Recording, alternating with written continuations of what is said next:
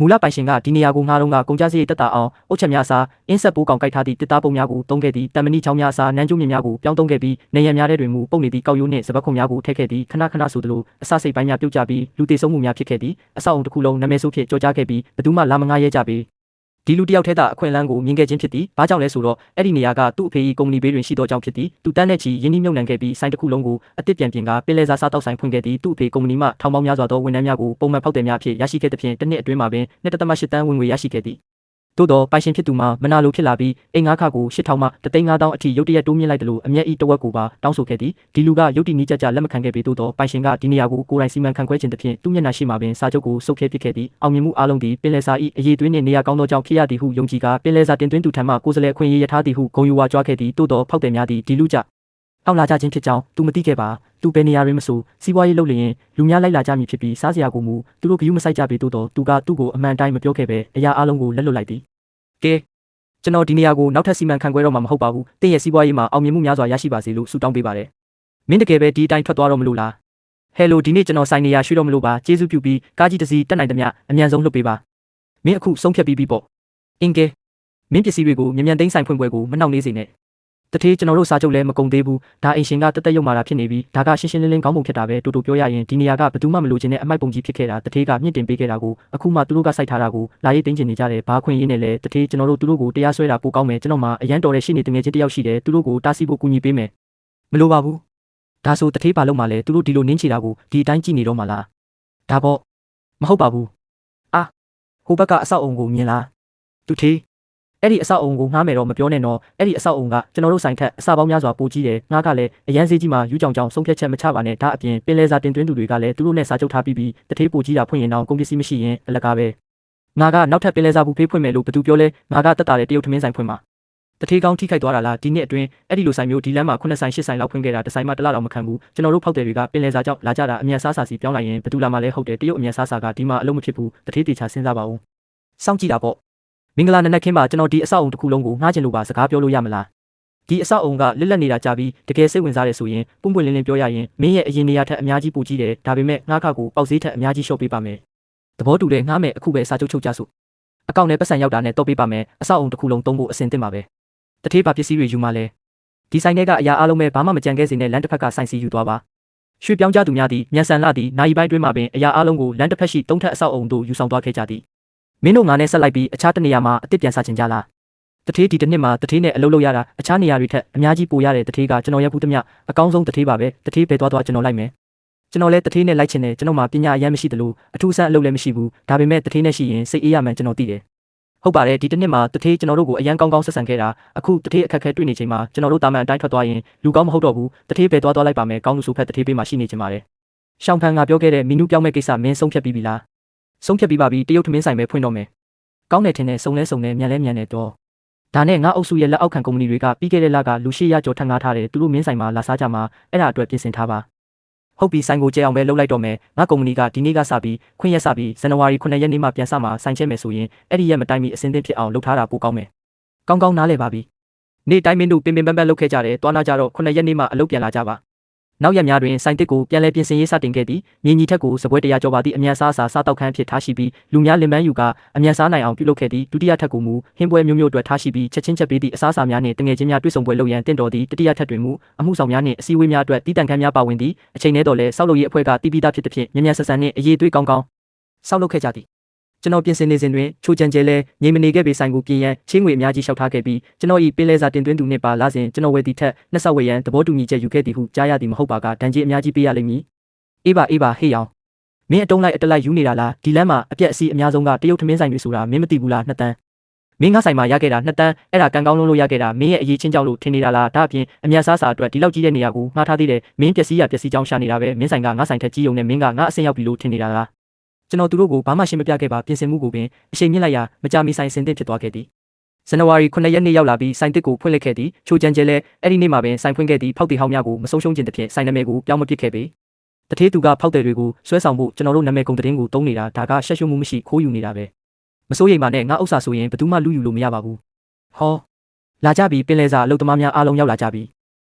ပွဲကတော့စနေပြီပဲတော်တော်စိတ်ဝင်စားဖို့ကောင်းတာပဲတခြားတစ်ဖက်မှာလူတွေအလူရက်ရှုပ်ထွေးစီကားနေတာကိုကျွန်တော်အဝေးကနေကြည့်နေတယ် ချိုချန်ကျဲတယောက်မိမိကိုတယောက်တည်းစကားတွေတောက်လျှောက်ပြောလို့မဆုံးနိုင်အောင်ဖြစ်နေတယ်သူဖွင့်ထားတဲ့ပင်လယ်စာဘူဖေးဆိုင်ကသူ့ကိုငွေတွေအများကြီးရစေမယ်လို့ရာနှုန်းပြည့်ယုံကြည်နေတာပထမဆုံးနေ့တင်ရှိသေးတယ်လူတွေဒီလောက်အများကြီးရောက်လာပြီဆိုပြီးဂုံယူဝင်းကြွားစွာပြုံးနေတာလေခုချိန်ကစပြီးထိုင်ပြီးပတ်စံရေးတွဲယုံပဲရှိတော့တယ်လို့သူထင်နေတာ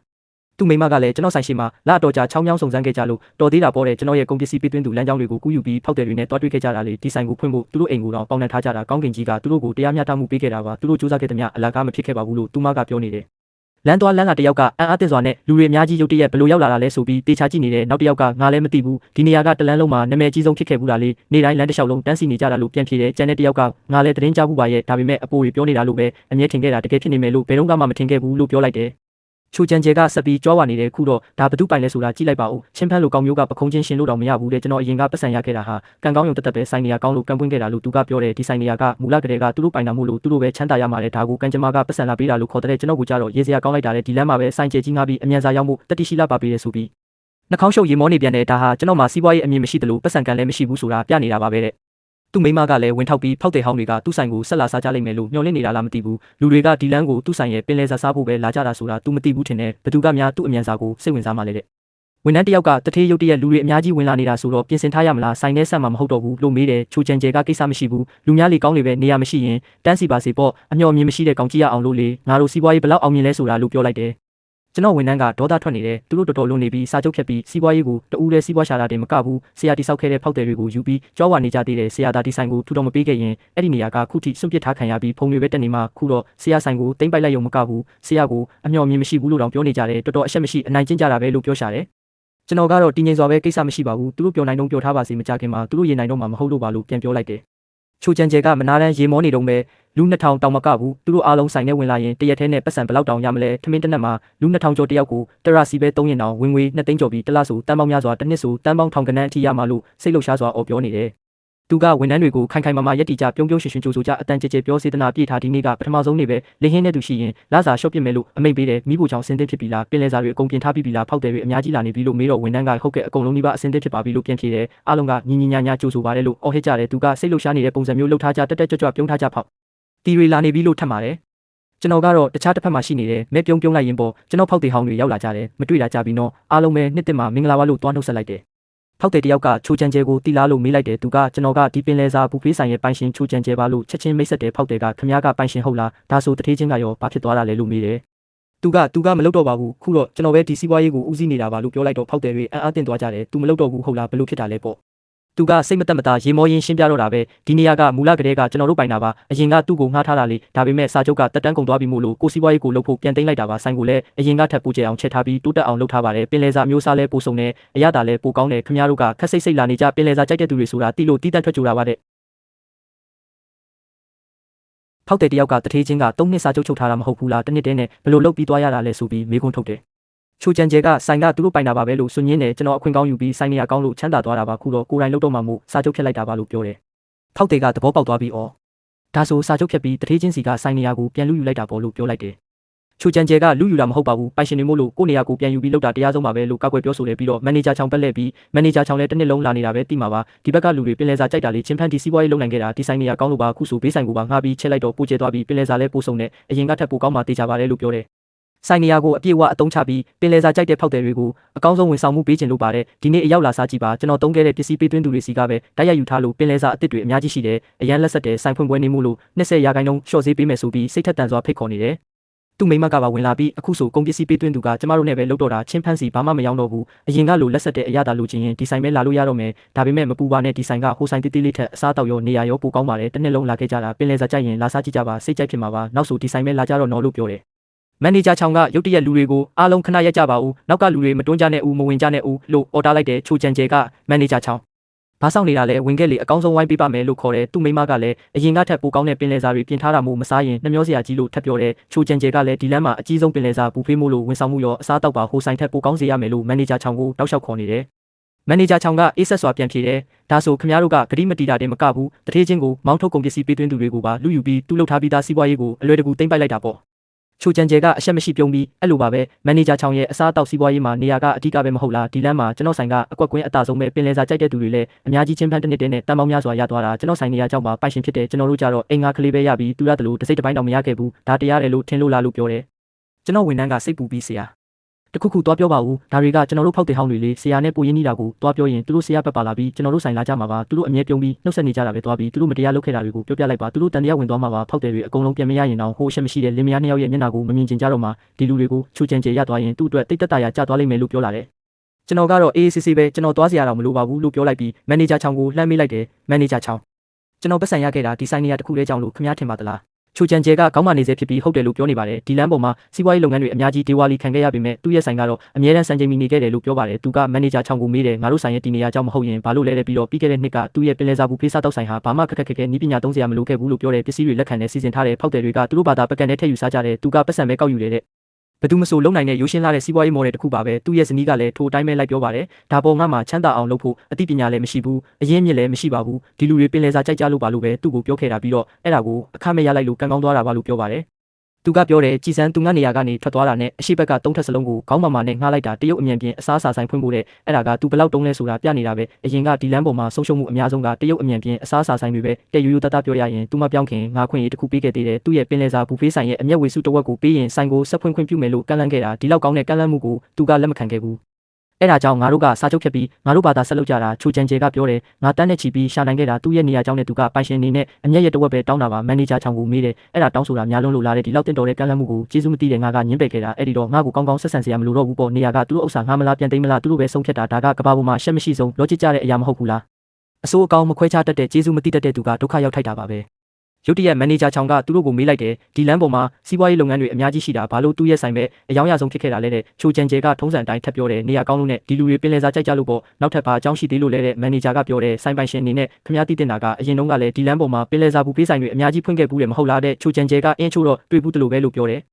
်မန်နေဂျာချောင်းကသူ့ကိုမေးတယ်ပြီးတော့ခင်ဗျားဆိုင်ကလမ်းဆုံးမှာရှိတာငါတို့ကအဝင်ဝကနေလမ်းတစ်လျှောက်လုံးမီတာ800လောက်ဖြတ်လျှောက်လာရတာဝေးလဲဝေးတယ်မတက်မတာလဲဖြစ်တယ်ဆိုတာရောသိရလားတဲ့ချိုချန်ကျဲကပြတရားနဲ့မေးတယ်ဒါကဘာကိုဆိုလိုချင်တာလဲတဲ့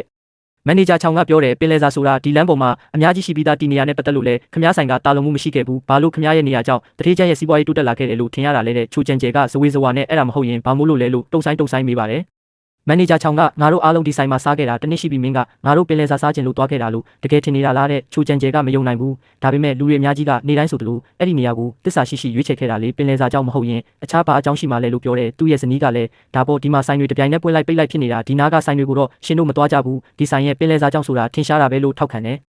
သူကပြောတယ်ငါဆိုင်ကပတ်စံအများကြီးရခဲ့တာသူတို့လာကြလို့မဟုတ်ဘူးလားအဲ့ဒီလိုတစ္ဆာရှိတဲ့ဖောက်တယ်တွေအများကြီးမရှိရင်ဘသူကဒီလမ်းပေါ်မှာဒီလောက်ကြီးတဲ့ပင်လယ်စာဘူးဖေးဆိုင်ဖွင့်မှလဲတဲ့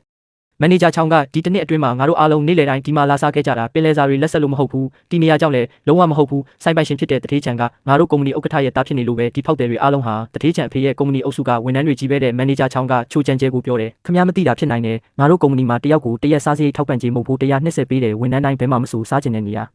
စားနိုင်တဲ့ကုမ္ပဏီကဘသူ့ကိုမှဒီမှာလာစားဖို့မတိုက်တွန်းထားဘူးဒါဆိုစဉ်းစားကြည့်ပါလို့လူထောင်ပေါင်းများစွာကဒီကိုနေတိုင်းလာကြတာလဲတထေးချန်ကဥက္ကဋ္ဌရဲ့တားမှုလို့ပဲဒီဝန်ထမ်းတွေကဒီဆိုင်ကိုလာတာတထေးချန်မျက်နှာတွေ့ကျင်လို့သူနဲ့စကားပြောကျင်လို့ငါတို့ချင်းအဆင်ပြေနေတာကိုဥက္ကဋ္ဌမြင်စေချင်လို့ပဲစဉ်းစားကြည့်ဒီလောက်ကြီးတဲ့အုပ်စုကြီးမှာယာတုတက်ချင်တဲ့သူဘယ်လောက်တောင်ရှိမလဲတထေးရဲ့သားနဲ့ဘသူကအဆင်မပြေခြင်းပဲနေမလဲတထေးတတိထားမိတာကိုဘသူကမလိုချင်ပဲရှိမလဲအဲ့ဒါကြတောက်ဒီတစ်နှစ်အတွင်းဝန်ထမ်းတွေဟာ10မိနစ်လောက်ပို့လျှောက်ရရင်တော့ဒီမှာပဲလာစားကြတာဒါဟာတီနေယာနဲ့ဘာမှမဆိုင်ဘူးပင်လယ်စာမဟုတ်ပဲအခွင့်အရေးအဆက်အသွယ်တွေကြောင့်လာစားကြတာအခုမင်းပိုကြီးတဲ့ဆိုင်ဖွင့်လိုက်ရင်တော့ပစ္စည်းသွင်းသူတွေကိုမင်းထိန်းချုပ်လိုက်ရင်တော့ဖောက်တယ်တွေကပင်လယ်စာကြောင့်တကယ်လာတာမဟုတ်ဘူးတဲ့ချိုချန်ကျဲရဲ့မိမကမဟုတ်ပါဘူးမဖြစ်နိုင်ပါဘူးမင်းတို့ပင်လယ်စာကြိုက်လို့လာတာတေချာပါတယ်လို့ပြောတယ်ပြီးတော့သူတို့နေ့လယ်တိုင်းဘယင်ကနန်းဘော့စတွန်ကြောက်ကြောပစွန်နဲ့ဆယ်မွန်ငါးတွေလာစားကြတာလေပင်လယ်စာမကြိုက်ရင်ဘာလို့ထက်ခါပြန်လာကြမှာလဲလို့ပြောပါတယ်သူကမန်နေဂျာချောင်းကိုသူ့ကိုကူညီဖို့နဲ့ငါတို့ကို6လက်မှုအတွက်ပဲမင်းဒီလိုပြောလို့မရဘူးလို့ညီးရွာပြောဆိုပါတယ်မန်နေဂျာချောင်းကပြန်ပြောတယ်ဘသူကခမ ्या ကို6နေလို့လဲကုမ္ပဏီကငါတို့ကိုစားစရိတ်120ပေးထားတယ်မတုံးရင်ဆုံးရှုံးသွားမှလေပြီးတော့သူကပင်လယ်စာဘူးဖေးဆိုင်ဖွင့်ထားတာဆိုတော့ငါတို့ပင်လယ်စာစားခဲ့ကြတာပေါ့အဲ့ဒါကပင်လယ်စာမရှိရင်မနေနိုင်ဘူးလို့မဆိုလိုပါဘူးခမ ्या တို့ဆိုင်တစ်ခုတည်းကိုပဲတွားတာလည်းမဟုတ်ဘူးတဲ့မန်နေဂျာချောင်းကငါဒီမှာစားလာတာတစ်နှစ်ရှိပြီအခုဆိုကနန်းလက်ချောင်းတွေကိုတောင်ယွန်လာပြီးအဖွဲ့ထဲမှာတယောက်ကပင်လယ်စာတပ်ပုံတင်လိုက်ရင်ကြည်ုံနဲ့တင်ငါမှငါညီနဲ့နန်နေပြီလို့ပြောပါတယ်အခြားသူတွေကလည်းသူတို့ညှင်းငွေနေပြီဖြစ်ကြောင်းနဲ့ဆိုင်ပိုင်ရှင်ကမီနူးပြောင်းလဲပေးဖို့မျှော်လင့်ကြောင်းပြောကြပါတယ်ချိုချန်ကျဲရဲ့မိမကဆိုအတင်းပြောတယ်မဟုတ်ပါဘူးမင်းတို့ညီးငွေနေရင်တော့တခြားလူတိုင်းညီးငွေမှာမဟုတ်ပါဘူးဒီနေ့ငါတို့ကောင်းမွန်တာတွေအများကြီးပြင်ဆင်ထားတဲ့ဖွင့်ပွဲအထူးလျှော့ဈေးလည်းရှိတယ်ပုံမှန်ဈေး198ကျပ်ကိုအခု128ကျပ်ပဲခင်ဗျားတို့ထောက်ပံ့ခြင်းနဲ့ကွက်တီပဲလေးဘာလို့မလာကြတာလဲတဲ့မန်နေဂျာချောင်းက128ကျပ်ကတရားမျှတလို့လားကျန်တဲ့8ကျပ်ကိုခင်ဗျားတို့ကစိုက်ပေးမှလား100ကျပ်ပဲယူမယ်ဆိုရင်တော့ငါမစားချင်ဘူးမစ္စတာချန်ကဘူဖေးဆိုင်ဖွင့်တော့ကအယောင်ရဆုံးဖြစ်နေရင်တော့အရေးသွေးကိုဘယ်တော့မှမလျှော့ခဲ့ဘူးခင်ဗျားကြတော့ဖောက်သေးမရှိသေးပဲဆိုင်ဖွင့်ရုံနဲ့ငါတို့ဝင်လာမယ်လို့တွေးထားတာအဲ့ဒီလိုသဘောထားနဲ့ဆိုဘယ်သူမှမတက်မတာမဖြစ်ပဲမနေဘူးလို့ပြောပါတယ် ချိုကြံကျဲရဲ့မိမကစိတ်ပြအားငယ်သွားပါတယ်ကဲပါဒီနေ့နောက်ထပ်20ထပ်လျှော့ပေးမယ်အထူးလျှော့ဈေးတယောက်ကို108ကျပ်ပဲကနန်းကြောက်ကြောပစွန်အပလုံနေစတာတွေခင်ဗျားတို့လိုချင်သမျှအကုန်ရမယ်ဝင်ကြည့်ကြပါဦးငါအာမခံပါတယ်တဲ့ချိုကြံကျဲရဲ့မိမကသူအရင်ကထက်ပါဝင်ပစ္စည်းတွေပိုပြင်ဆင်ထားတာပါဆိုပြီးဆက်လက်ဆင်ချေပေးနေခဲ့သည်သူကဟုတ်တယ်108ကျပ်ပဲဒီနေ့လူတိုင်း108ကျပ်ပဲပေးရမယ်ခင်ဗျားတို့အရင်ကဒီမှာလာစားဘူးလေမဟုတ်လားစပွဲတွေကလတ်ထိုင်တွေပကံတွေနဲ့အိုးတွေဟာအရင်ကအတိုင်းပဲမို့ခင်ဗျားတို့ယင်းနှီးပြီးသားပါဒီနေ့ကကျွန်တော်တို့ရဲ့ပထမဆုံးနေ့ပါဝင်လာကြည့်လို့သဘောကျရင်ပါတနာကတ်လုပ်ပေးပါမယ်1000တွင်းရင်300ထပ်ပေးမယ်2000တွင်းရင်800ထပ်ပေးမယ်ဟုထပ်ခါပြောနေ၏ဖောက်တဲ့တယောက်ကသူ့ကိုမစ္စတာချိုဟုခေါ်လိုက်ပြီးကျွန်တော်တို့ပါတနာလုပ်လိုက်လို့နှစ်လကြာတဲ့အခါခင်ဗျားစီးပွားရေးပျက်စီးသွားရင်ရောဟုမေးလိုက်ပြီးချိုကြံကျဲစိတ်တူသွားပြီးဘသူကပျက်စီးမယ်ပြောလို့လေဒီပင်လယ်စာဘူဖေးဟာအရင်ကထက်နှစ်ဆတောင်ကြီးတာပါဝင်ပစ္စည်းမျိုးစားလဲပိုဆုံးတဲ့အရေးသွေးလဲပိုကောင်းတယ်ကျွန်တော်ကဘာလို့ပျက်စီးရမှာလဲဟုပြန်ပြောသည်ဖောက်တဲ့ကအဲ့ဒီလောက်စိတ်ချရတယ်ဆိုရင်ဘာလို့ကျွန်တော်တို့ကိုပါတနာလုပ်ဖို့ဒီလောက်အလောတကြီးလုပ်နေရတာလဲဟုပြန်ဖြေခဲ့သည်ချိုကြံကျဲရဲ့မိမကဒေါသထွက်သွားပြီးခင်ဗျားတို့ဘာဖြစ်နေတာလဲခင်ဗျားတို့ကျွန်တော်ဆိုင်မှာတစ်နှစ်လုံးစားခဲ့ကြတာလေအခုပူကြီးပူကောင်းအောင်လုပ်ထားတာကိုဝင်အောင်မကြည့်ချင်ကြဘူးလားတစ်နှစ်လုံးအမြဲလာနေတဲ့ဖောက်တဲ့တွေဖြစ်ပြီးဒီလောက်တောင်ကျေးဇူးကမ်းရတာလားဟုပြောလိုက်သည်မန်နေဂျာလီကအေးဆက်လေးတန်ဖြစ်ဟေ့လူကျွန်တော်တို့ကမစ္စတာချမ်းရဲ့ဖောက်တဲ့တွေပါခင်ဗျားရဲ့ဖောက်တဲ့တွေမဟုတ်ဘူးဒီစားတောက်ဆိုင်ကိုထူထောင်ခဲ့တာမစ္စတာချမ်းဖြစ်တယ်ကျွန်တော်တို့ကိုဝန်ဆောင်မှုပေးခဲ့တာမစ္စတာချမ်းနဲ့သူ့ရဲ့ဝန်ထမ်းတွေပါပါဝင်ပစ္စည်းတွေကိုပြင်ဆင်ပေးခဲ့တာလဲမစ္စတာချမ်းပဲကျွန်တော်တို့ဒီမှာလာစားတော့ကခင်ဗျားက2ရက်3ရက်တခါအိမ်ငါးခါတိုးတောင်းဖို့လာတာကလွဲလို့ဘာလုပ်ပေးခဲ့ဘူးလဲခင်ဗျားပထမဆုံးအကြိမ်အိမ်ငါးခါတိုးတောင်းဖို့လာတော့ကလူတွေအများကြီးရှိတဲ့နေ့လယ်စားချိန်ကြီးမှာလာခဲ့တာကိုငါမှတ်မိသေးတယ်မစ္စတာချမ်းကလက်မခံရင်ဘယ်သူမှစားလို့မရအောင်ရေရောမိဘဖြစ်ပြစ်မယ်ဆိုပြီးဆိုင်လယ်မှာအော်ဟစ်ခဲ့တာလေဒုတိယအကြိမ်ကျတော့လမ်းတစ်ခုလုံးမှာဘယ်သူမှဈေးမတက်ဘဲကုန်စည်နှုန်းတက်လို့ဆိုပြီးပြဿနာရှာခင်းခဲ့ပြန်တယ်တတိယအကြိမ်ကတော့ပိုဆိုးတာပေါ့ငွေကန်ကောင်းတာရှိမှရက်ပြီးမဖယ်ပေးဘဲနေခဲ့တာဒါတွေကိုကျွန်တော်တို့မျက်စိနဲ့တက်အပ်မြင်ခဲ့တာဟုတုံ့ပြန်လိုက်သည်ချိုကြံကျဲရဲ့မိမကဒါကချမ်ဖန်နဲ့ငါကြားကကိစ္စလေးခင်ဗျားတို့နဲ့ပါဆိုင်လို့လဲဟုစင်ကြေပေးရန်ကြိုးစားခဲ့သည်ဖောက်တဲ့တယောက်ကဒါဟာမစ္စတာချမ်းနဲ့ခင်ဗျားကြားကကိစ္စဆိုတာသိရင်ဘာလို့ကျွန်တော်တို့ကိုကူညီပေးဖို့လာတောင်းဆိုနေရတာလဲခင်ဗျားမစ္စတာချမ်းကိုမောင်းထုတ်တုံးကသူ့ရဲ့ဝန်ထမ်းတွေကိုထည့်စဉ်းစားခဲ့ရလားအမြဲလာနေတဲ့ကျွန်တော်တို့လိုဖောက်တဲ့တွေကိုရောထည့်စဉ်းစားခဲ့လားကျွန်တော်တို့ဘယ်မှာသွားစားရမလဲဆိုတာရောစဉ်းစားဘူးလားဟုပြန်မေးလိုက်သည်ချိုကြံကျဲကမန်နေဂျာချောင်းကိုခင်ဗျားငါ့ကိုလှည့်စားနေတာမဟုတ်လားဟုပြောသည်မန်နေဂျာချောင်းကမစ္စတာချိုကျွန်တော်ချောင်းကြီးကန်းဟာဒီကုမ္ပဏီအုပ်စုမှာလုပ်သက်15နှစ်ရှိပြီးအောက်ခြေကနေမန်နေဂျာအထိစူးစမ်းလာခဲ့တာခင်ဗျားကိုလှည့်စားဖို့ဟန်ဆောင်ပြနေစရာလိုတယ်လို့ထင်နေသလားဒါအပြင်ကျွန်တော်နောက်ကလူတွေရဲ့ယူနီဖောင်းတွေကိုကြည့်လိုက်ပါဦးသူတို့ရဲ့ဝတ်စုံတွေကိုကြည့်စမ်းပါသူတို့တယောက်စီတိုင်းဟာကျွန်တော်တို့ကုမ္ပဏီရဲ့ဝန်ထမ်းတွေကြီးပဲဟုပြန်ပြောလိုက်သည်ချိုကြံကျဲကနောက်ဆုံးမှာကျွန်တော်ဘက်လက်ကမင်းကတကယ်ပဲအဲ့ဒီကုမ္ပဏီအုပ်စုဥက္ကဋ္ဌရဲ့တာလာဟုမေးသည်သူကလက်မလျှော့သေးပဲမင်းနေရာလာငါးလုံးကတာမန်ပဲဝတ်စားထားတာလေယွန်းတသိန်းတန်လောက်ရှိတဲ့ကားကိုပဲစီးတာပါမင်းဖေကဒီလောက်ချမ်းသာနေရင်ဘာလို့ငါနေရာကိုလာငားရတာလဲဟုဆိုသည်ကျွန်တော်ကသူ့ကိုတင်းငိမ့်စွာပင်ကျွန်တော်ကစီးပွားရေးလုပ်ဖို့နေရာငားတာပါမိသားစုအတိုင်းဝိုင်းကိုကြွားဖို့မဟုတ်ဘူးခင်ဗျားရဲ့နေရာကကျွန်တော်အဖေရုံးနဲ့နီးတဲ့အကျယ်ဝန်းနဲ့အခန်းပြင်ဆင်ကလည်းကျွန်တော်အတွက်အဆင်ပြေတယ်အဲ့ဒီတုန်းကငှားရမ်းကားကလည်းတင့်တော်လို့ငှားခဲ့တာပါကျွန်တော်ဘာကားစီးစီးဘာအဝတ်အစားဝတ်ခင်ဗျားနဲ့ဘာဆိုင်လို့လဲဟုပြန်ဖြေလိုက်၏သူကဒါဆိုဘာလို့ငါ့ကိုတခါမှထုတ်မပြောခဲ့တာလဲဟုဆွမေးပြန်သည်မန်နေဂျာချောင်းကဝင်ပြောပေးသည်မစ္စတာချန်ကကြောဝါမနေတတ်တာသူကိစ္စလေးခင်ဗျားကအင်ရှင်အနေနဲ့စာချုပ်အတိုင်းငှားရမ်းကကောက်ရုံပဲရှိတာအိမ်ငါးစီကနေကိုရေးရဆိုရင်အကုန်ပြောပြဖို့တောင်းဆိုရအောင်ခင်ဗျားမှာဘာခွင့်ရေးရှိလို့လဲသူကဥက္ကဋ္ဌရဲ့တာမန်ခင်ဗျားသိရင်ရောအိမ်ငါးခါတွေပို့တောင်းဖို့ပဲစဉ်းစားကြမှာမဟုတ်ဘူးလားအမှန်တိုင်းပြောရရင်မစ္စတာချန်ဘာလို့ခင်ဗျားနေရာကိုငှားခဲ့မှန်းတခါတလေကျွန်တော်စဉ်းစားလို့ကိုမရဘူးနေရာကောင်းလည်းမဟုတ်ဘူးခင်ဗျားတို့ပိုင်ရှင်နှစ်ယောက်ကလည်းအစိုးဆုံးအချိန်တွေမှာအိမ်ငါးခါတိုးတောင်းပြီးပြဿနာရှာဖို့ပဲတိကျတာမျှော်မှန်းချက်လည်းမရှိကြဘူးမိုင်းရိုင်းတဲ့သူတွေအခြားဖောက်တယ်များကပါဝင်ရောက်ထောက်ခံကြသည်ဟုတ်တယ်ခင်ဗျားတို့နေရာငှားရတာကအံ့ဩစရာပဲအဲ့ဒါကိုမှအိမ်ငါးခါကိုထက်ခါတိုးတောင်းနေတာကအနိုင်ကျင့်တာပဲစီးပွားရေးကိုစတင်ခဲ့တာသူပင်လယ်စာတွေဝယ်ခဲ့တာသူဖောက်တယ်တွေနဲ့ကုန်ပစ္စည်းပေးသွင်းသူတွေကိုရအောင်ရှာခဲ့တာသူပါငွေကြေးနဲ့စွန့်စားရမှုအလုံးကိုတည်ပိုးခဲ့တာသူပဲခင်ဗျားတို့ကနေရာပဲငှားတဲ့အိမ်ရှင်ပါရတဲ့အိမ်ငါးခါနဲ့တင်ခင်ဗျားတို့မစ္စတာချန်ကိုကျေးဇူးတင်နေပြီအခုတော့သူ့စီကစီးပွားရေးကိုလူယူယုံတင်မကဘူးကုန်ပစ္စည်းပေးသွားအင်းသူတွေကိုပါလူချင်နေသေးတာလားခင်ဗျားတို့တကယ်မိုင်းရိုင်းတာပဲဒီလိုစိတ်တက်နေတော့စားတောက်ဆိုင်မပြောနေတာကိုဆိုင်တေးသေးလေးတစ်ဆိုင်တောင်အဖက်ဆယ်နိုင်မှာမဟုတ်ဘူးအိမ်မက်ပဲမက်နေလိုက်မစ္စတာချန်သာဒီနေရာကိုမြင့်တင်မပေးခဲ့ရင်အခုထိပင့်ကူအိမ်တွေပဲပြည့်နေမှာအခုတော့နေရာကိုပိုကြည့်အောင်လုပ်ရင်ပတ်စံပိုရမယ်ထင်နေတာလားဟာတာပဲကျွန်တော်တို့ကပင်လယ်စာစားဖို့တက်ပဲလာတယ်လို့တကယ်ထင်နေတာလားပင်လယ်စာစားတာကအကြောင်းမဟုတ်ဘူးကျွန်တော်တို့ကမစ္စတာချန်ကိုအားပေးဖို့လာကြတာအခုသူကအမြန်စာဆိုင်ဖွင့်ထားတော့လေကျွန်တော်တို့ကအမြန်စာလာစားကြတာပေါ့ခင်ဗျားရဲ့ပင်လယ်စာဆိုင်နဲ့ဘာဆိုင်လို့လဲဟုပြောလိုက်သည်ချိုကြံကျဲစိတ်တက်ကြသွားခဲ့သည်ဒီဖောက်တယ်တွေအကုန်လုံးကသူ့အတွက်ပဲလာကြတာလား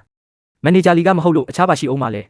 ဒီလမ်းမှာအရင်ကပင်လယ်စာဘူဖေးဆိုင်နဲ့ဆိုင်ရှိခဲ့ဘူးလေတစ်ဆိုင်က3လပဲခံတယ်နောက်တစ်ဆိုင်က6လတောင်မပြည့်ဘူးနှစ်ဆိုင်လုံးကခင်ဗျားဆိုင်ထက်နေရာပိုကောင်းတယ်လို့ဈေးလဲပိုတက်တာခဲ့တာဒီကလူတွေကပင်လယ်စာကိုအဲ့ဒီလောက်ကြိုက်ကြရင်အဲ့ဒီနှစ်ဆိုင်ဘာလို့ပျက်စီးသွားရတာလဲဟုဆိုသည်ချိုကြံကျဲစကားမပြောနိုင်တော့ပေသူကဒီလိုတော့မဖြစ်နိုင်ပါဘူးအိမ်ကိုပေါင်နှံပြီးပတ်စံအများကြီးရင်းထားတာအခုလိုပျက်စီးဖို့ပဲလားဟုတိုးလေးရေရွတ်နေခဲ့သည်ကျွန်တော်ရဲ့ဝန်ထမ်းတွေကကျွန်တော်ကိုအောက်အောက်တကြီးကြည့်နေကြသည်ဒီဖောက်တယ်တွေအကုန်လုံးကတထေးအတွက်ပဲလာကြတာလ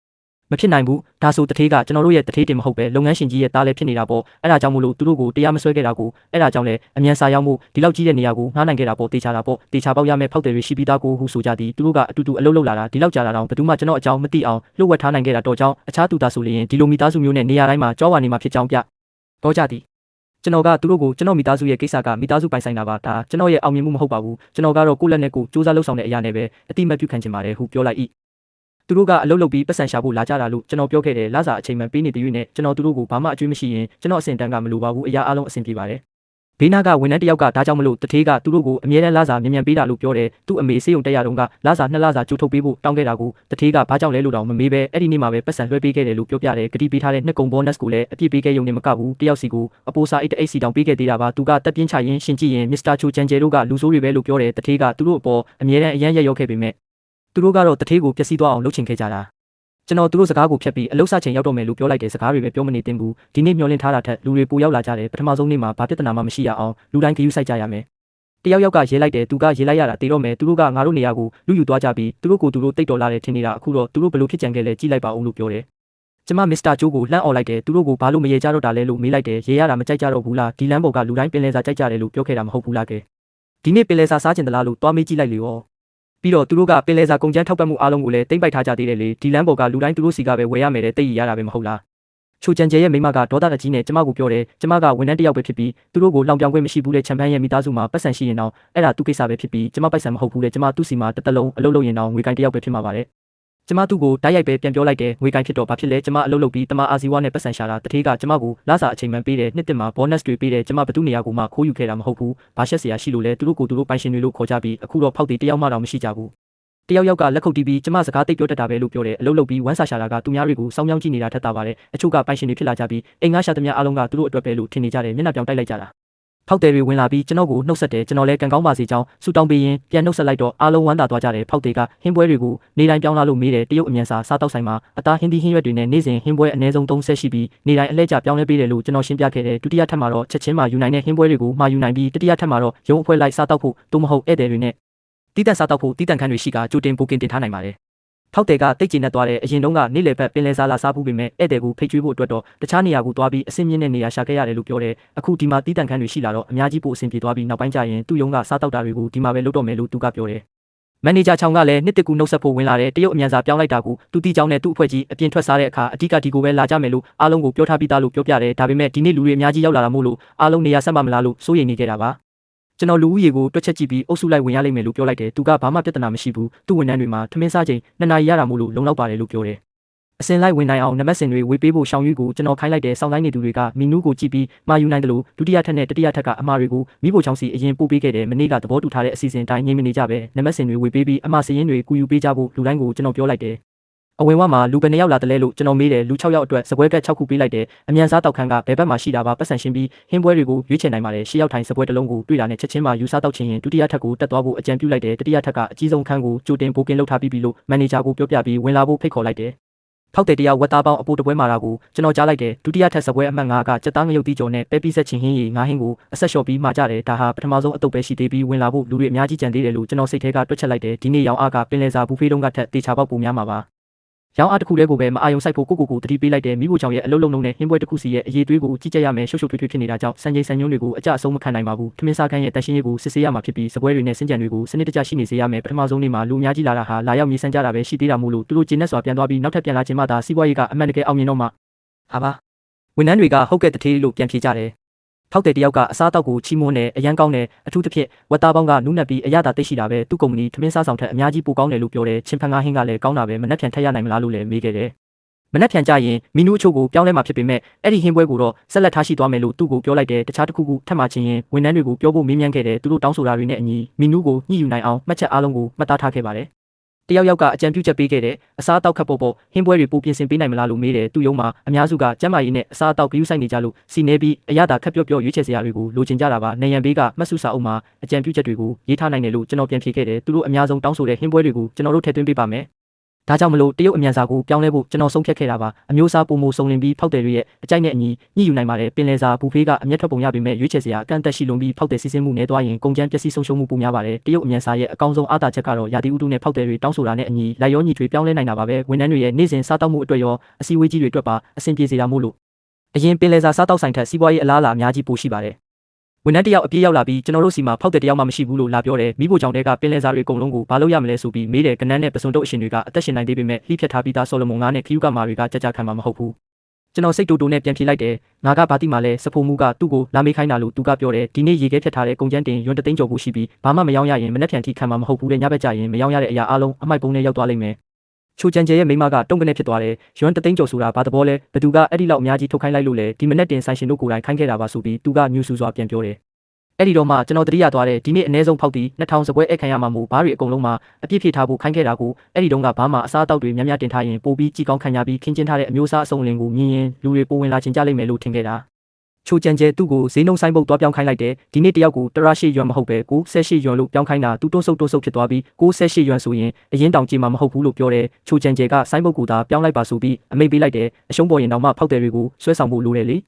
လမ်းပေါ်မှာလူတစ်ယောက်ကဈေးတွေထက်ကျသွားပြီလို့ဝေဖန်ပြောဆိုနေတဲ့စစ်မှန်တဲ့ကနန်းအပါဝင်ကြိုက်တာစားမှ98ရွမ်တဲ့မွေးပြကျသွားမှာမကြောက်ဘူးလားနောက်တစ်ယောက်ကဝင်စားရဲလားလို့မေးတော့သူကမဝင်ရဲဘူးတဲ့အဲ့ဒီလူကအေးဆက်ရဲလိုက်ပြီးဈေးတက်တာအောင်ဘာတွေကျွေးမလဲဘယ်သူသိမှလဲတဲ့ချိုချန်ကျဲကကျွန်တော်နာမည်ကိုအော်ခေါ်လိုက်တယ်သူတော်တော်လေးသိခံခဲ့တာပါဆိုပြီးကျွန်တော်ကိုလာချိန်မောင်းတယ်အဲ့ဒီလူတွေအကုန်လုံးကကျွန်တော်ကြောင့်လာတာကိုငါသိရက်နဲ့ဘာလို့သူ့ကိုမပြောခဲ့တာလဲတဲ့ကျွန်တော်အေးဆက်တဲ့အပြုံးနဲ့ပြန်ဖြေလိုက်တယ်ကျွန်တော်စီးပွားရေးအဆင်ပြေနေတာမြင်ယုံနဲ့ငါစကားကိုခင်ဗျားကယုံပါတယ်လားလို့မေးလိုက်တယ်ခင်ဗျားမနာလို့ဖြစ်ပြီးဒီနေရာကိုအရယူဖို့ကျွန်တော်ကိုမောင်းထုတ်ချင်ခဲ့တာမို့လားစာချုပ်တောင်မကုန်သေးဘူးသူဘာသာပဲဖြတ်လိုက်ပြီးတရားစွဲချင်စွဲအမှုရင်ဆိုင်ရင်တနစ်ကြာမှမို့ကျွန်တော်ဘာမှလုပ်နိုင်မှာမဟုတ်ဘူးလို့ပြောခဲ့တာလေအဲ့ဒီအပြင်ကျွန်တော်ရဲ့ကုန်ပစ္စည်းတင်သွင်းတဲ့လမ်းကြောင်းတွေကိုပါကြားဖြတ်လူယူခဲ့တယ်ပစ္စည်းရတဲ့မူလရင်းမြစ်ကိုဖျက်တောက်လိုက်တာကျွန်တော်ကိုထွက်ပေါက်မရှိအောင်လုပ်ချင်ခဲ့တာကျွန်တော်ပတ်မိုးသူတွေကိုလူယူတော့ကကျွန်တော်ပျက်စီးသွားတာကိုမြင်ချင်လို့မဟုတ်ဘူးလာ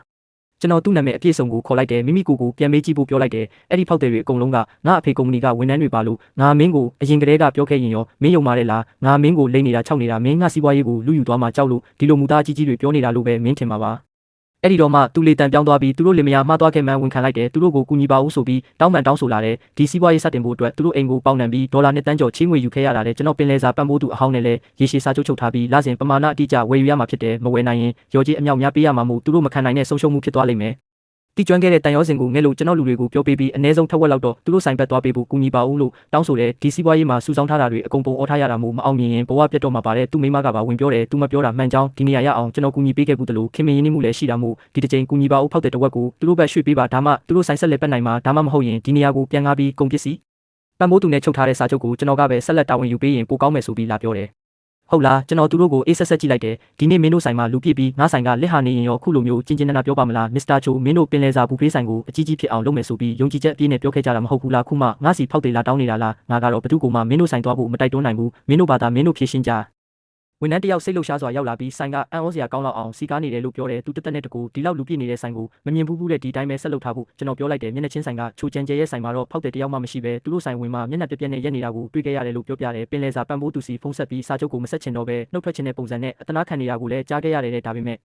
ပံ့ပိုးသူကတော့သူတို့စကားကိုမထေမဲ့မြင်လုပ်လိုက်ပြီးပြင်ဆင်ဖို့အခွင့်အရေးလုံးဝမပေးခဲ့ဘူးတော်တော်လေးဆဲဆူချိန်မောင်းလိုက်လို့သူတို့ပြန်တော့မပြောရဲပဲအရှက်ရလုံလို့တေမတက်ဖြစ်သွားကြရတယ်အဲ့ဒီနောက်စီးပွားရေးကိုကယ်တင်ဖို့အတွက်ချိုချန်ကျဲတို့လင်မယားကလက်ကမ်းစာဆောင်တွေဝေပမိုးရှင်းတွေလုပ်ကြတယ်တခြားလမ်းတွေအထိပါသွားပြီးဖောက်တီရှာခဲ့ပေမဲ့ရောက်လာတဲ့နည်းနည်းပပကလည်းဝန်ဆောင်မှုမကောင်းတာကြောင့်ချက်ချင်းပဲပြန်ထွက်သွားကြတယ်ချိုချန်ကျဲကလစဉ်အနည်းဆုံးဝယ်ယူရမယ့်ပမာဏအတိုင်းမပြည့်မီတာကြောင့်ပင်လယ်စာပံ့ပိုးသူကစာချုပ်ဖောက်ဖျက်မှုနဲ့တရားစွဲဆိုခဲ့တယ်ချိုချန်ကျဲတို့ဆိုင်လျင်မြန်စွာပဲပျက်စီးသွားခဲ့တယ်နောက်ဆုံးမှာဘန်ကဆိုင်ကိုတင်စီလိုက်တော့တယ်ဒါပေမဲ့အဲ့ဒါတွေကကျွန်တော်ကိစ္စမဟုတ်တော့ပါဘူးဘာပဲဖြစ်ဖြစ်ကျေးဇူးမတိတတ်တဲ့သူတွေအတွက်ကျွန်တော်အချိန်တွေကိုအကုန်ခံဖို့မထိုက်တန်ပါဘူး